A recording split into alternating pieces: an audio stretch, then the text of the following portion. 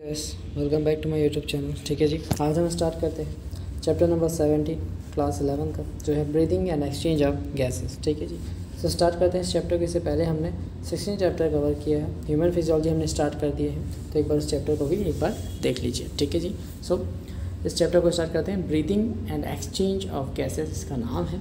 The process of exchange of O2 from atmosphere with the CO2 produced by the cells is called breathing and commonly known as respiration। Clear जी, समझ आया। Exchange of gases को breathing बोलते हैं, है ना, उसी को हम रेस्पिरेशन भी बोलते हैं कॉमनली।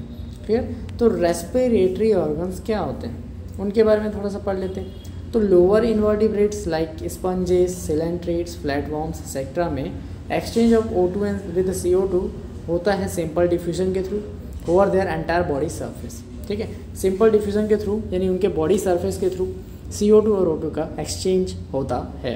क्लियर। अर्थवॉर्म में कैसे होता है? In earthworms use their moist cuticle and insects have tracheal tubes to transport atmospheric air within the body. यानी कि अर्थवॉर्म्स मॉइस्ट क्यूटिकल को यूज़ करते हैं, उनके ऊपर जो बॉडी के लेयर के ऊपर होता है, and insects have tracheal tubes to transport the atmospheric air within the body. Clear. ठीक है। सो थर्ड पॉइंट क्या होगा? एक्वाटिक। थर्ड पॉइंट पढ़ते हैं। Third point, aquatic arthropods and Mollusca uses gills, है ना, फॉर ब्रैकियल रेस्पिरेशन। ठीक है, एक्वाटिक आर्थ्रोपॉड्स और जो मोलस्का होते हैं वो यूज़ करते हैं ब्रैकियल, अपने गिल्स को, फॉर ब्रैकियल रेस्पिरेशन। क्लियर जी। ठीक है। और आगे terrestrial organisms like terrestrial organism जो ज़मीन पे रेंगने वाले कीड़े मकोड़े और ऑर्गेनिज्म होते हैं वो अपने लंग्स को यूज़ करते हैं for respiration, and this type of respiration using the lungs is called pulmonary respiration. ठीक है। पांचवा पॉइंट देखते हैं। ठीक है, तो पांचवा पॉइंट क्या कहता है? Amphibians like frog can respire through the moist skin called cutaneous respiration. ठीक है जी, यानी कि एम्फीबियन जैसे कि फ्रॉग वगैरह हैं वो किसके थ्रू रेस्पायर करते हैं? स्किन के थ्रू, मॉइस्ट स्किन के through, called cutaneous respiration. Clear जी। Next thing is a human respiratory system, है ना। उसका हम पहले पाथवे देख लेते हैं कि एयर कैसे पासेज होता है from nose to the internal organs like lungs and alveoli. Diffusion कैसे होता है O2 से O2 का, वो भी देखते हैं। ठीक है, तो सबसे पहले पेयर ऑफ ओपनिंग्स, जो नाक है ना, ठीक है, ये नोज़ है अपनी, है ना, नोज़ में दो ओपनिंग्स होती हैं। ठीक है ना जी, ये नोज़ है ना, मेरे को बनाना नहीं आता यार अच्छे से, ठीक है, जैसा भी है, बट नोज़ तो है, दो ओपनिंग्स होती हैं नाक में। ठीक है, इसी को हम क्या बोलते हैं? नॉस्ट्रिल्स बोलते हैं। समझ आया? ठीक है, डायग्राम उतना बढ़िया नहीं बनाता तो उसके लिए सॉरी। फिर ना नेज़ल चैम्बर में जाता है नोज़, ये ओपनिंग है, ठीक है, दो ओपनिंग है, और ये इसको बोलते हैं नेज़ल, ये नॉस्ट्रिल्स है, पेयर ऑफ ओपनिंग्स को नॉस्ट्रिल्स। ओके, और ये जो है इसको नेज़ल चैम्बर बोलते हैं। ठीक है, अब उसके बाद यहाँ पे पाया जाता है नेज़ोफेरिंग्स। फेरिंग्स और नेज़ल के बीच का एरिया नेज़ोफेरिंग्स कहते हैं, है ना। और उसके बाद हो जाता है लैरिंग्स में। किस में जाएगा? लैरिंग्स में। लैरिंग्स is what? Is a wind sound box बोलते हैं। ठीक है, विंड पाइप ट्रैकिया होता है, साउंड बॉक्स जो है वो लैरिंग्स है। लैरिंग्स के बाद ट्रैकिया विंड पाइप पे जाएगा, ट्रैकिया के बाद ब्रोंकी, देन ब्रोंक्यूल्स, है ना, then alveoli. Here is the main diffusion site of the O2 and CO2। ठीक है, we can study further. Okay, so पहले नोट देख लेते हैं। तो during swallowing of food glottis can be covered by the thin elastic cartilaginous flap to prevent the entry of food. मैंने बताया था एपिग्लॉटिस नाम से एक चीज़ होती है, ठीक है, जो फूड को ट्रैकिया वाले पाइप में ना फंसने से बचाती है। ठीक है, तो कार्टिलेजिनियस फ्लैप जिसका नाम है एपिग्लॉटिस, है ना, कि स्वेलोइंग के दौरान, है ना, एपिग्लॉटिस जो है प्रिवेंट करता है फूड को कि वो ट्रैकिया में ना जाए। ठीक है, वही उसका काम होता है फ्लैप का। क्लियर है जी, जो कि कार्टिलेज से मिलके बना होता है। किससे? कार्टिलेज से मिलके बना होता है वो फ्लैप। इलास्टिसिटी उसकी बहुत ज़बरदस्त होती है। ठीक है, तो यहाँ पे आप देखोगे तो ट्रैकियल ट्यूब है, यहाँ पे सबसे पहले लैरिंग्स है। क्लियर, लैरिंग्स के बाद है ट्रैकिया, जिसमें C शेप के ऐसे कार्टिलेजेस होते हैं जो उसको पकड़ के रखते हैं। क्लियर, ठीक है, होल्ड करके रखते हैं वहीं पे। और जो ट्रैकिया है वो दो भागों में डिवाइड हो जाती है, एक मोटा होता है, ये वाला पतला और लंबा होता है। ठीक है, देखो ध्यान से सुनना। ठीक है, ये ट्रैकिया है, C शेप कार्टिलेज लटका है यहाँ पे, और उसके बाद ये मोटा सा और एक पतला सा। ठीक है, जो राइट वाला होता है, राइट लंग्स जो होता है, ठीक है, तो राइट लंग्स जो होता है ना वो क्या होता है, इसमें जो ये जो क्या होता है, सबसे पहले ट्रैकिया के बाद ये होता है ब्रैक्यूल्स। ठीक है, ब्रोंकाई।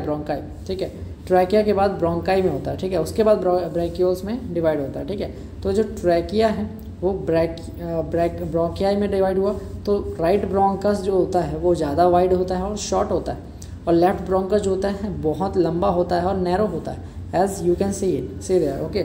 सो इसमें क्या होगा, जो राइट ब्रोंकस है उसमें मतलब राइट लंग्स में चांसेस ऑफ इन्फेक्शन मैक्सिमम होंगे। रीज़न, क्योंकि ये शॉर्ट है और बहुत वाइड है, तो बैक्टीरिया जल्दी ही घुस जाएंगे इसमें, है ना। लेफ्ट वाले में क्या होगा, ये नैरो है, बहुत लंबा है, तो यहाँ पे फिक्स हो जाएंगे बैक्टीरियल इन्फेक्शन, ठीक है, बैक्टीरिया, तो इन्फेक्शन नहीं हो पाएगा। लेफ्ट वाले में बहुत चांसेस कम है, इसलिए मैक्सिमम टाइम्स में ना जो इन्फेक्शन होता है वो राइट ब्रोंकस में होता है। प्लूरल फ्लूइड वगैरह का जो दिक्कत हो जाता है ना, पानी भर जाना लंग्स में, वो सब राइट में ज़्यादातर देखा गया है। लेफ्ट में भी होता है बट मैक्सिमम केसेस में राइट में होता है, ठीक है, रीज़न मैं आपको बता चुका हूँ, क्लियर। अब आगे जाके जो ट्रैकिया है वो डिवाइड हो गया 2 ब्रोंकियाई में। अब ये जो ब्रोंकिया है वो आगे जाके ब्रोंकियोल्स में डिवाइड हुआ। अब ब्रोंकियोल्स में छोटे छोटे, है ना, ये एल्वियोलाई पाए जाते हैं, जिसको बोलते हैं एयर सैक ऑफ लंग्स। यही सबसे बड़ी चीज़ है, सबसे मेन चीज़ है, ठीक है। और दोनों लंग्स के नीचे डायफ्राग्म पाया जाता है, जो कि इसके क्या करता है, एक्सपायरेशन इंस्पायरेशन में मदद करता है, क्लियर जी, ठीक है। और यहाँ पे जो बीच स्पेस बचता है दोनों लंग्स के बीच में, उसे बोलते हैं मीडिया स्टेनम, ठीक है। और यहाँ पे हार्ट रहता है, क्या रहता है, हार्ट, ठीक है। तो कुछ points related to the respiratory organs पढ़ लेते हैं। तो पहला पॉइंट है ट्रैकिया से रिलेटेड। Trachea is held in its position by the C shape cartilage, clear, at the level, second point, at the level of 5th thoracic vertebra. देखो ये पूरा सेकंड है, ठीक है, ये पूरा सेकंड है, पहला वाला पॉइंट तो बता चुका हूँ। Trachea held its position by C shape cartilage at the level of 5th thoracic vertebra and trachea divides into right and left bronchi, ठीक है, ब्रैंकी नहीं, ब्रोंकी, ठीक है। तीसरा point, right bronchus is wider and shorter and left bronchus is longer and narrower, ठीक है। The chances of bacterial और viral infections are more in the right lungs because the right bronchus is short and shorter and wider, ठीक है। So more air will reach and quickly, so right side with the air with bacteria can enter, है ना। and only for knowledge है, लिखना हुआ तक लिखना चाहो तो लिख लेना, कोई दिक्कत नहीं है, ठीक है। तो 4th point, bronchi divides further into secondary and tertiary bronchi, जिसे हम ब्रोंकियोल्स कहते हैं, क्लियर।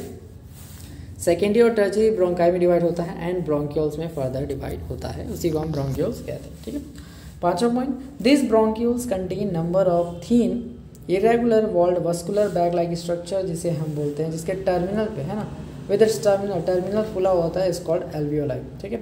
ब्रोंक्यूल्स में क्या होता है, नंबर ऑफ इरेगुलर फोल्ड्स होते हैं, इरेगुलर वस्कुलर बैग्स होते हैं, है ना, छोटे छोटे, ऐसे छोटे छोटे, इसी को हम एल्वियोलाई कहते हैं, क्या बोलते हैं, एल्वियोलाई कहते हैं, क्लियर जी। चलो नेक्स्ट पॉइंट है, नोट है एक छोटा सा कि क्वेश्चन कहाँ से आ सकता है। तो पहला point, alveoli is the main site of exchange of O2 and CO2, so called as air sac of the lungs, ये क्वेश्चन आ सकता है। Second point, lungs covered by the pleural membrane which is double layered, between this layers pleural fluid होता है, is present which reduces friction on the lung surface. अब देखो NEET में क्या होता है, सिर्फ MCQ नहीं आ रहे, स्टेटमेंट्स आ रहे हैं, ठीक है। तो आपको स्टेटमेंट भी याद होना चाहिए नीट के लिए, ठीक है। तो स्टेटमेंट एज इट इज़ रट्टा मार लो कि लंग्स के बीच में, समझने की ज़रूरत है, रट्टा क्या मारोगे यार, दोनों लंग्स के बीच में होता है प्लूरल मेम्ब्रेन, ठीक है। ये लंग्स है, 2 डबल लेयर्ड होता है, तो इन लेयर्स के बीच में प्लूरल फ्लूइड होता है प्लूरल मेम्ब्रेन के बीच में, और ये फ्रिक्शन से बचाता है लंग सरफेस को, ठीक है। अब कुछ स्टेप्स हैं रेस्पिरेशन में, उसको देखते हैं ताकि अच्छे से क्लियर हो सके अपने को, ठीक है। तो steps on in respiration, so first point, atmospheric air जिसमें water vapour, O2, CO2 and N2 होता है, ठीक है, N2 होता है। तो ये सारी अंदर जाती हैं, बट एल्वियोलर डिफ्यूजन में सिर्फ O2 जो है अंदर जा पाती है, that is blood and tissues में बाकी गैसेस इवापोरेशन मतलब एक्सपिरेशन के साथ वापस आ जाती हैं, ठीक है। ये वाटर वेपर हो गया, O2, CO2, N2, ये सब चीज़ें क्या हैं, अंदर जाती हैं और एक्सपिरेशन के साथ बाहर भी आ जाती है, सिर्फ O2 और CO2 का डिफ्यूज़न इन एंड आउट होता है, ठीक है। तो एटमॉस्फेरिक एयर अंदर जाएगा, CO2 rich alveolar air released out, बाहर आएगा by breathing, clear. Second step में diffusion of gases O2 and CO2 occurs across the alveolar membrane, ये होता है। Third point, transport of gases by the blood के through जो है transport होता है गैस का, ये लंग्स है, ठीक है। ये होता है अपना वेन्स, और ये होता है पल्मोनरी वेन कैरीज क्या बोलते हैं ऑक्सीडेटेड ब्लड, ये हार्ट को देगा, और है ना हार्ट में प्योर ब्लड जाएगा इस तरीके से, समझ रहे हो, ठीक है। पल्मोनरी आर्टरी से जा रहा था ना कौन, इम्प्योर ब्लड, किस में, ये लंग्स में, और पल्मोनरी वेन से प्योर ब्लड आ रहा है हार्ट में, क्लियर, ठीक है। तो ट्रांसपोर्ट ऑफ गैसेस ब्लड के थ्रू होता है। Fourth point, diffusion of O2 and CO2 between the blood and tissues होता है, ठीक है। Then utilization of O2 by the cells for their catabolic reaction and release of CO2 from the tissues to the atmosphere, ये होता है, ठीक है। तो इसके लिए एक छोटा सा डायग्राम है, आगे जाके अपन बताएंगे आपको, ठीक है, अभी नहीं है, वो लास्ट में दिखाएंगे आपको, ताकि सीधा समझ आ सके, क्वांटिटी समझ आ सके कि कितनी कितनी क्वांटिटी इन गैसेस की है ना, एटमॉस्फेरिक प्रेशर में, तो समझ आ जाएगा, ठीक है। अभी यहीं तक रहने देते हैं। तो मैकेनिज्म ऑफ ब्रीदिंग देखते हैं, है ना। मैकेनिज्म ऑफ ब्रीदिंग, हम ब्रीद कैसे करते हैं, तो ब्रीदिंग इन्वॉल्व्स 2 स्टेजेस, ठीक है, एक इंस्पिरेशन और एक expiration. Inspiration means air comes into the lungs from the atmosphere, expiration means air moves out from the lungs to the atmosphere, clear. So inspiration क्या होता है वो देखते हैं। Inspiration is a condition to occur, ठीक है, कौन से कंडीशन होने चाहिए जिसकी वजह से इंस्पिरेशन होगा, तो यहाँ से नीट में क्वेश्चन आता है, ठीक है। सो पहला कंडीशन है the pressure with in the lungs, यानी कि intra pulmonary pressure is less than the atmospheric pressure, यानी कि लंग्स के अंदर प्रेशर कम है, इंट्रा पल्मोनरी प्रेशर, और बाहर प्रेशर ज़्यादा है, ठीक है। That is negative pressure inside the lungs with respect to atmosphere, ठीक है। नेगेटिव प्रेशर है तो इंस्पिरेशन होगा, clear. Second point, contraction of diaphragm, ठीक है, contraction of diaphragm which increases the volume of thoracic chamber, ठीक है। डायफ्राग्म का कॉन्ट्रैक्शन होगा जिससे कि क्या होगा, वॉल्यूम बढ़ेगा थोरेसिक चैम्बर का, ठीक है।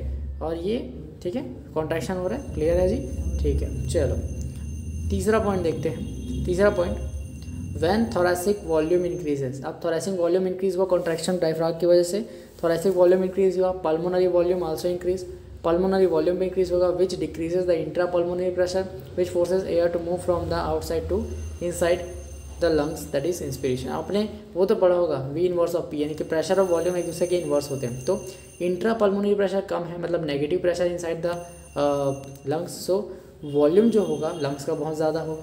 अब वॉल्यूम बहुत ज़्यादा है तो, है ना, एयर ऑटोमेटिकली आएगी अंदर, है ना, क्योंकि अंदर प्रेशर कम है और बाहर प्रेशर ज़्यादा, प्रेशर से आएगा इधर, क्लियर है जी, ठीक है। तो इस तरीके से इंस्पिरेशन हो जाता है, ठीक। अब एक्सपिरेशन के लिए कौन कौन से कंडीशन अप्लाइड है, तो पहला कंडीशन है the intra pulmonary pressure is higher than the atmospheric pressure, clear. Lungs के अंदर प्रेशर ज़्यादा होना चाहिए जिससे कि वॉल्यूम कम होगा। अब वॉल्यूम कम है लंग्स का, बाहर वॉल्यूम ज़्यादा है, अंदर प्रेशर बहुत ज़्यादा है, बाहर प्रेशर कम है, तो अंदर से बाहर जाएगा, क्लियर, प्रेशर की वजह से। तो रिलैक्सेशन ऑफ डायफ्राग्म, पहले कॉन्ट्रैक्टेड था डायफ्राग्म, अब रिलैक्स होगा, ठीक है, रिलैक्स होगा, ठीक है। Relaxation of diaphragm decreases the volume of, ठीक है। तो देखो कॉन्ट्रैक्शन कैसे होता है डायफ्राग्म, ऐसे इस शेप का रहता है, तो इस तरीके से ऐसे ऊपर चढ़ेंगे ना, इंस्पिरेशन होगा तो ये क्या होगा, चढ़ेगा इधर, ठीक है। और जब एक्सपिरेशन करेंगे तो नीचे आएगा, ऐसे इस तरीके से सिकुड़ जाएगा, ठीक है। तो ये कॉन्ट्रैक्शन है, ये रिलैक्सेशन है, क्लियर, ध्यान देना इस चीज़ को, आगे बताएंगे आपको। तो relaxation of diaphragm decreases the volume of thoracic chamber, ठीक है, यानी कि वॉल्यूम जो है कम हो जाएगा थोरेसिक चैम्बर का। और when the thoracic volume decreases pulmonary volume also decrease, pulmonary volume भी ऑटोमेटिक डिक्रीज करेगा। थोरेसिक वॉल्यूम मतलब देखो चेस्ट है, ये चेस्ट रीजन है इंसान का, ठीक है, ये चेस्ट रीजन का वॉल्यूम कम होगा, ठीक है। ऐसे सांस छोड़ के देखो ना, पता चल जाएगा, ऐसे कम हो जाएगा, ठीक है, वॉल्यूम। तो लंग्स का भी वॉल्यूम कम होगा। अगर लंग्स का पल्मोनरी वॉल्यूम यानी कि लंग्स का वॉल्यूम कम हुआ, then increases the intra pulmonary pressure, अंदर का प्रेशर बढ़ेगा, which forces the air to move out from the lungs, ठीक है, दैट इज एक्सपिरेशन यहाँ पे हो जाता है, क्लियर। अब नोट क्या करना है, on an average a healthy man breathe 12 से 16 टाइम्स पर मिनट, यानी कि पर मिनट में एक आदमी जो है 12 से 16 बार ब्रीथ करता है, क्लियर है, ठीक है। सेकेंड पॉइंट, स्पायरोमीटर, ठीक है, सेकेंड पॉइंट क्या है, spirometer, it is use to estimate the volume of air, ठीक है। स्पायरोमीटर होता है, एक ऐसी मशीन होती है जो कि वॉल्यूम ऑफ एयर जो ब्रीदिंग में हमने अंदर लिया उसको मेज़र करने के काम आती है, ठीक है। अब आगे हम रेस्पिरेटरी वॉल्यूम्स एंड कैपेसिटीज़ को पढ़ते हैं, जो कि बहुत ज़्यादा इंपॉर्टेंट है नीट के लिए, बहुत ज़्यादा पूछते हैं इसको, ठीक है। तो सबसे पहले अपन टाइडल वॉल्यूम को देखते हैं, ठीक है।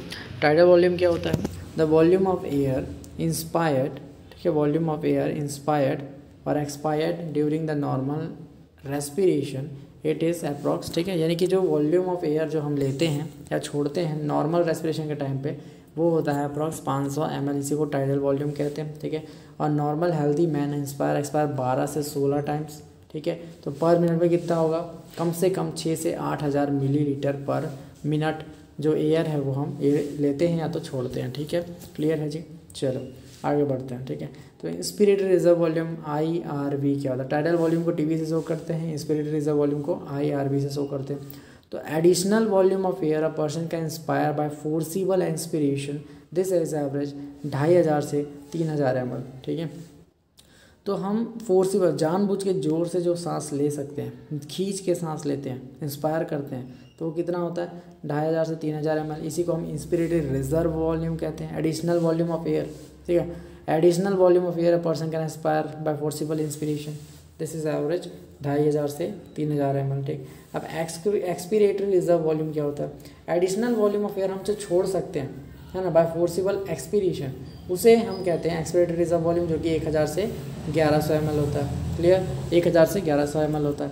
अब रेसिडुअल वॉल्यूम देखते हैं, जिसे RV से शो करते हैं। रेसिडुअल वॉल्यूम क्या होता है, अब volume of air remaining in the lungs even after forcible expiration, बहुत ज़ोर से सांस छोड़ने के बाद भी जो वॉल्यूम बच जाती है ना, यह कि हमारे लंग्स, उसी को हम रेसिडुअल वॉल्यूम कहते हैं, ठीक है। और इसका जो एवरेज होता है वो है 1,100 से लेके 1,200 ml, ठीक है, मिलीलीटर, ठीक है जी। इतना होता है 1,100 से। रेसिडुअल वॉल्यूम कितना होता है, volume of air, the volume of air remaining in the lungs even after forcible expiration, average होता है 1,100 से 1,200 ml।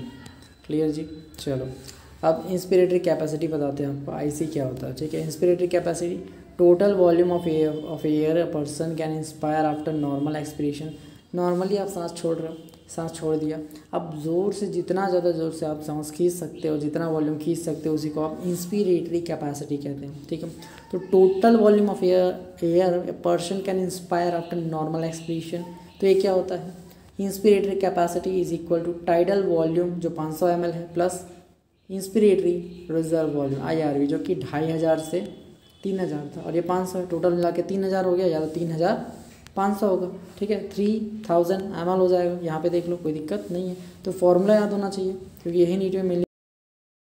तो हम कहाँ पे थे, हम बता रहे थे कि जो इंस्पिरेटरी कैपेसिटी होती है वो tidal volume plus IRV inspiratory reserve volume होती है, जो कि टोटल मिला के 3,000 या फिर 3,500 होगा, ठीक है।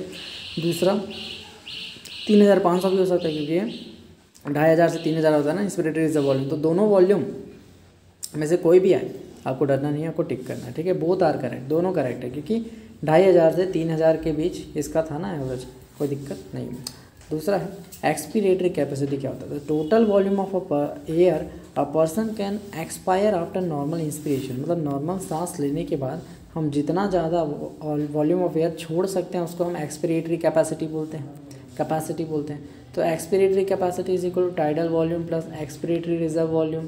क्लियर, तो ये 500 है, और ये कितना होता है 1,000 से 1,100 होता है। क्लियर, 1,000 से 1,100 होता है, ठीक है। तो यहाँ पे पहले 500 और 1,000 का देखेंगे तो 1,500 ml, और 500 और 1,100 का करेंगे तो 1,600 ml। दोनों करेक्ट है, दोनों में से कोई भी आया तो टिक करना है, ठीक है। मैक्सिमम चांसेस में ये देगा, तो आपको डरने की ज़रूरत नहीं है, ठीक। अब आगे देखते हैं फंक्शनल रेसिडुअल कैपेसिटी, FRC क्या होता है, ठीक है।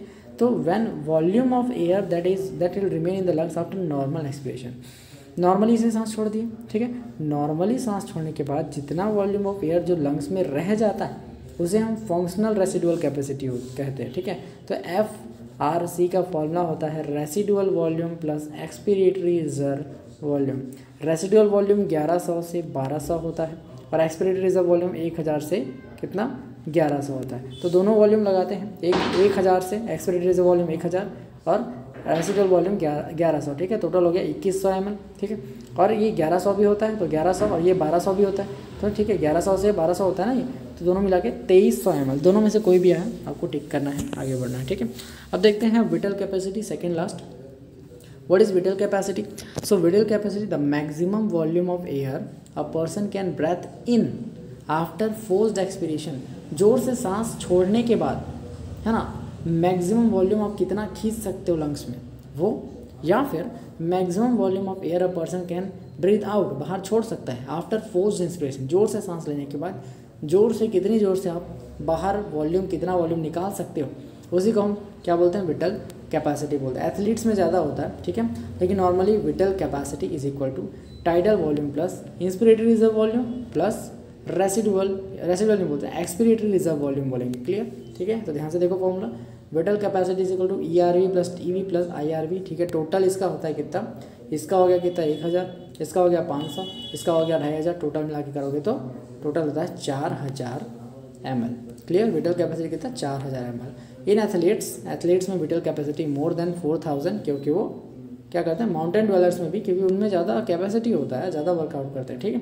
अब लास्ट है टोटल लंग कैपेसिटी, एक ही फॉर्मूला बताता हूँ, total lung capacity is equal to क्या होता है, vital capacity plus residual volume, ठीक है। ये याद रख लेना, कोई दिक्कत नहीं होगी। तो ध्यान से देखो, total lung capacity the total volume of air accommodated in the lungs at the end of the forced inspiration, यानी कि फोर्स्ड इंस्पिरेशन के बाद लंग्स में कितना वॉल्यूम ऑफ एयर बचता है, उसी को हम टोटल लंग कैपेसिटी कहते हैं।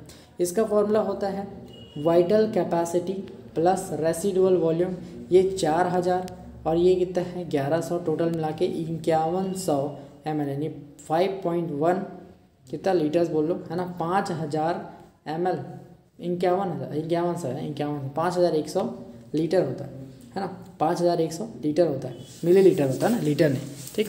तो टाइडल वॉल्यूम का एक बड़ा सा टोटल लंग कैपेसिटी का ना एक छोटा सा फॉर्मूला है, ठीक है। ये होता है vital capacity plus residual volume, और विटल कैपेसिटी क्या होता है, ERV plus TV plus IRV plus residual volume, ये हो गया, सबका एक साथ मिला दिए तो हो गया आपका कितना 5100 ml, ठीक है। Total lung capacity, whittle capacity plus residual volume. अगर कभी आपको पूछे ये तो 4000 और 1100 है, टोटल 5100 ml। अब एक छोटा सा क्वेश्चन नीट में आता है, कैसे आएगा देखो ध्यान से।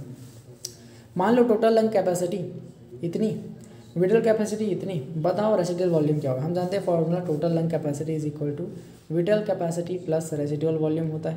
तो residual volume is equal to total lung capacity minus vital capacity. ये है 5100, ये है 4000, दोनों को माइनस करेंगे तो आ जाएगा आपका आंसर कितना 1100, ठीक है। 1100 ml आपका आंसर आ जाएगा। ये फॉर्मूला आपको याद होना चाहिए एनी हाउ। क्लियर। अब नेक्स्ट वीडियो में अपन क्या करेंगे, एक्सचेंज ऑफ गैसेस को पढ़ेंगे। क्लियर।